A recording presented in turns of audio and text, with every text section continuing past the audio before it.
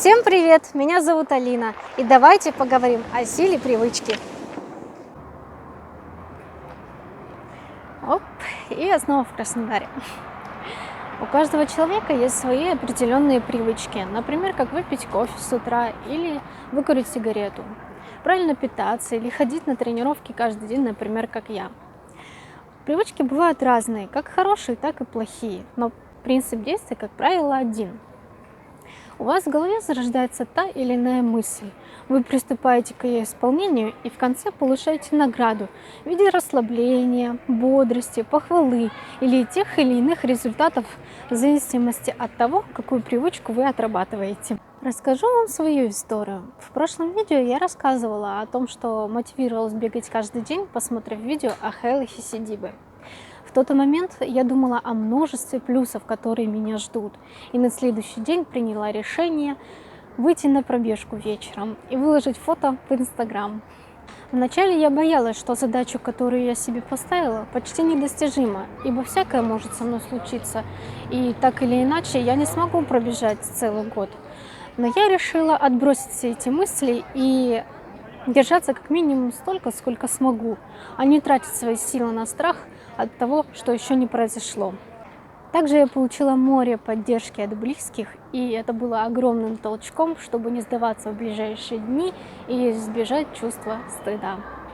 31 день спустя завершился мой первый месяц, и произошло это на берегу Черного моря, в Лао, где я впоследствии застряла на вокзале. Уже тогда я понимала, что мне под силу больше, чем я думала, и была максимально заряжена на продолжение. Говорят, что привычка вырабатывается за 21 день, и, пожалуй, это близко к правде. Но было ощущение, что привычка села не до конца, но и сдаваться мысли не было. 100 дней спустя я уже ощущала полное удовольствие от того, что я делаю, и не думала о том, что все это прекратится в ближайшее время. Если бы мне сказали, что через 100 дней я обрету полную привычку, я бы, наверное, много надежд возлагала бы на этот день. И расстроилась, если бы не почувствовала какой-то магии. Но я делала все интуитивно и для себя поняла, что стало легче. Также в тот день я решила, что он слишком знаменательный, и записала свое первое видео. 365 дней спустя. И вот настал тот момент, ради которого все начиналось. Вы даже не представляете той бури эмоций, которые во мне полыхали. Это было очень крутое чувство от того, что я все-таки смогла. Вперемешку с легким опустошением, а что дальше? То есть вот та суть привычки, когда можно уже не делать, а мне безумно сложно остановиться. И тогда я поняла, что это далеко не конец. На данный момент идет 914 день моего испытания. Ну а видео я выложу уже завтра, 915 день. То, что я не пробежала один день, может мне присниться только в страшном сне.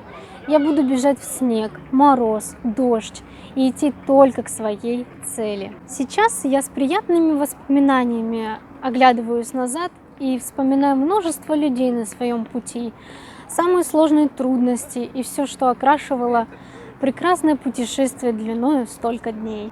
Впереди, я уверена, много нового, и то, что происходит сейчас, я также буду вспоминать в будущем. Ну а сейчас это главное время, в котором стоит жить. Всем спасибо за просмотр, мне будет приятен любой отклик, лайк, комментарий, и до новых встреч. Пока!